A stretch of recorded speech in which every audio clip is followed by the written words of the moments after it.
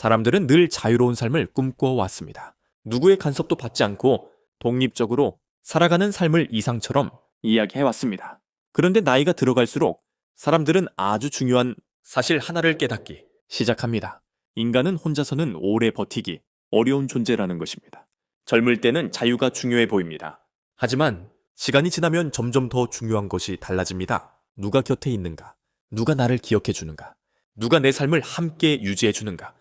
특히 지금 한국은 세계에서 가장 빠른 속도로 초고령 사회로 들어가고 있습니다. 그리고 최근에는 아주 놀라운 변화까지 나타나기 시작하고 있습니다. 일부 전문가들은 앞으로 정부 지원과 장기요양보험이 연결될 경우 시니어용 생활보조, 로봇을 월 10만, 20만 원 수준으로 사용하는 시대가 올 가능성까지 이야기하기 시작합니다. 특히 독거노인이나 기초생활수급자처럼 정부 지원 대상이 되는 경우에는 사실상 무료 수준까지 가능할 수 있다는 전망까지 나오고 있습니다. 불과 몇 년 전만 해도 상상하기 어려웠던 일입니다. 하지만 지금 일본과 중국에서는 이미 돌봄 로봇 지원 정책이 빠르게 확대되고 있고 한국 역시 AI 돌봄과 장기요양보험 연결을 본격적으로 검토하기 시작하고 있습니다. 그리고 바로 그 변화의 중심에 앞으로 인류가 마주하게 될 아주 거대한 존재 하나가 등장하기 시작합니다. 생활보조 로봇입니다. 2025년 기준 한국의 65세 이상 인구는 약 1,050만 명으로 전체 인구의 약 20%를 넘어섰습니다. 그리고 2035년에는 약 1,500만 명 안팎까지 증가할 가능성이 거론되고 있습니다. 문제는 단순한 고령화만이 아닙니다. 혼자 살아가는 시니어 역시 폭발적으로 증가하고 있다는 점입니다. 현재 한국의 1인 가구는 약 7, 80만 가구를 넘어섰고 그중 상당수가 시니어 1인 가구입니다. 과거처럼 가족과 지역 공동체가 생활, 돌봄을 담당하던 시대는 빠르게 사라지고 있습니다. 그런데 더 심각한 문제는 돌봄 인력 부족입니다. 이미 요양 간병 돌봄 분야는 극심한 인력 부족 상태로 들어가기 시작했고 일부 전망에서는 장기적으로 100만 명 이상의 돌봄, 인력 부족 가능성까지 이야기되고 있습니다. 특히 시니어 세대는 이 변화를 가장 직접적으로 겪고 있습니다. 은행 업무도 스마트폰으로 처리해야 하고 병원 예약도 앱으로 해야 하며 키오스크 주문도 점점 늘어나고 있습니다. 그런데 정말 중요한 문제는 단순한 기술, 사용의 어려움만이 아닙니다. 시니어들의 삶에서 가장 힘든 것은 생각보다 훨씬 현실적인 일상생활 문제들입니다. 밥을 하는 일, 설거지를 하는 일, 청소를 하는 일, 약을 챙겨 먹는 일, 혼자 하루를 버티는 일, 젊을 때는 당연했던 생활 자체가 나이가 들면 엄청난 노동으로 바뀌기 시작합니다. 그리고 또 하나 매우 중요한 문제가 있습니다. 바로 대화입니다. 인간은 단순히 밥만 먹는 존재가 아닙니다. 누군가와 말을 하고 반응을 받고 하루의 감정을 나누는 것 자체가 인간 정서에 엄청난 영향을 줍니다. 실제로 최근에는 GPT 같은 대화형 AI를 통해 다시 생활 의욕과 즐거움을 되찾았다고 이야기하는 사람들도 빠르게 늘어나고 있습니다. 편리함은 커지고 있습니다. 하지만 동시에 인간의 고독 역시 함께 커지고 있는 것입니다. 바로 여기서 생활보조 로봇이 등장하기 시작합니다. 많은 사람들은 아직도 AI를 화면 속 챗봇 정도로 생각합니다. 하지만 앞으로의 생활보조 로봇은 단순 노동 기계가 아니라 생활 밀착형 돌봄 보조 존재로 발전할 가능성이 매우 큽니다. 예를 들면 앞으로의 생활보조 로봇은 약 먹을 시간을 알려주고 건강 이상을 감지하고 간단한 조리와 설거지를 도와주고 위험 상황 발생 시 가족과 병원에 연결하고 반복적으로 말을 이어가는 방향으로 발전할 가능성이 큽니다. 특히 앞으로 가장 중요한 기능 중 하나는 조리와 설거지, 보조가 될 가능성이 매우 큽니다.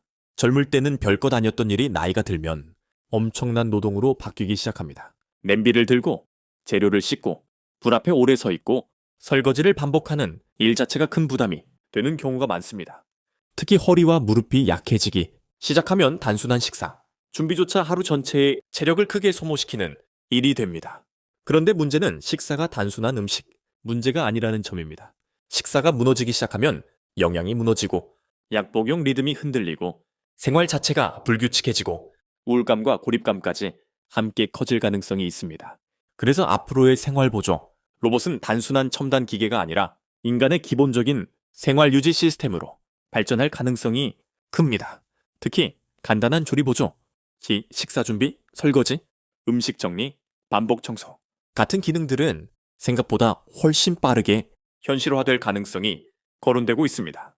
그리고 많은 시니어들에게는 바로 이런 기능들이 가장 현실적이고 가장 절실한 도움이 될 가능성이 큽니다. 특히 앞으로 가장 현실적인 방식은 구매보다 렌탈 형태가 될 가능성이 매우 큽니다. 사실 이것은 이미 우리 생활 속에도 익숙한 방식입니다. 자동차도 리스를 사용하고 정수기도 렌탈하고 휴대폰도 매달 요금을 내며 사용합니다. 생활보조, 로봇 역시 비슷한 방향으로 갈 가능성이 매우 큽니다. 왜냐하면 대부분의 시니어들에게 수천만 원짜리 로봇을 한 번에 구매하는 것은 현실적으로 매우 부담스럽기 때문입니다. 그래서 앞으로는 정부 지원, 장기요양보험, 월 렌탈, 유지보수 포함 서비스 형태가 가장 유력하게 거론되고 있습니다. 특히 앞으로 생활보조 로봇 가격 자체가 계속 하락하고 정부 지원까지 본격적으로 연결될 경우 월 10만, 20만 원 수준, 독거노인, 기초생활수급자는 사실상 무료 수준까지도 가능성이 거론되고 있습니다. 중요한 것은 이것이 단순한 첨단 기술, 소비가 아니라는 점입니다. 인간이 최소한의 존엄을 유지하면서 혼자 살아갈 수 있도록 돕는 생활 유지 시스템이라는 점입니다. 오늘 밥을 챙겨 먹고 약을 먹고 누군가와 대화를 하고 위험 상황에서 도움을 받을 수 있는가? 초고령 사회에서는 이런 아주 기본적인 문제들이 국가 전체의 핵심 문제가 되기 시작합니다. 물론 AI가 인간관계를 완전히 대체할 수는 없습니다. 가족과 친구, 사랑하는 사람의 자리를 완전히 대신하기는 어렵습니다. 하지만 현실 문제 역시 무시할 수 없습니다. 앞으로는 돌봄이 필요한 인구는 계속 늘어나는데 실제로 돌봄을 담당할 젊은 세대 인구는 계속 줄어들 가능성이 큽니다. 결국 미래 사회는 인간 돌봄만으로 모든 문제를 감당하기 어려운 방향으로 갈 가능성이 큽니다. 그래서 생활보조, 로봇은 인간 관계를 완전히 대체하기보다 인간이 완전히 고립되지 않도록 연결을 유지해주는 방향으로 발전할 가능성이 큽니다. 오늘 밥은 먹었는지 물어봐주고 약은 먹었는지 확인해주고 위험 상황에서는 가족에게 연락해주고 하루 동안 반복적으로 말을 이어가는 존재. 어쩌면 미래의 생활보조, 로봇은 단순한 기계가 아니라 인간이 마지막까지 자기 삶의 존엄을 유지할 수 있도록 도와주는 존재로 발전하게 될지도 모릅니다. 그리고 그 변화는 이미 아주 조용하게 시작되고 있습니다.